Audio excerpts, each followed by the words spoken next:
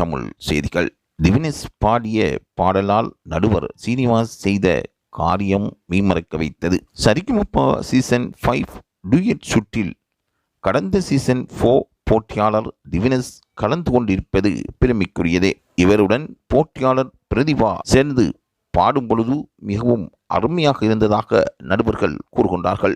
அந்த இனிமையான சுற்றில் பலரும் கலந்து கொண்டு தனது சிறப்பான குரலின் ஊடாக சரிகமபாவில் வெற்றி பெறுவதற்கு அவர்கள் பல முயற்சிகளை செய்திருக்கின்றார்கள். சரிகமபா போட்டி தற்பொழுது முதற்கட்டத்தை முன்னேற்றகரமாக நடத்தி முடித்திருக்கின்றது.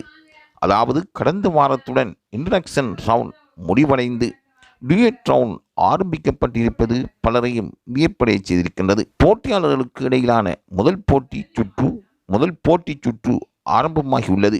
இதில் 2 போட்டியாளர்கள் கலந்து கொண்டிருந்தார்கள்.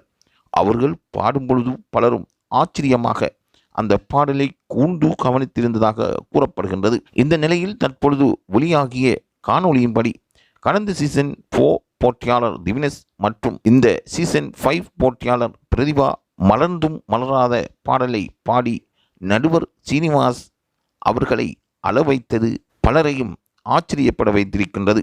ஆகவே மலர்ந்தும் மலராத பாடலின் ஊடாக பல உள்ளங்களை கவர்ந்த போட்டியாளராக திவினேஷ் மாறியிருக்கின்றார்.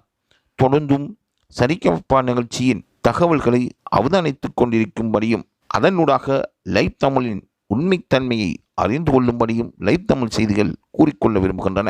தொடர்ந்தும் லைவ் தமிழ் செய்தியுடன் இணைந்திருங்கள்.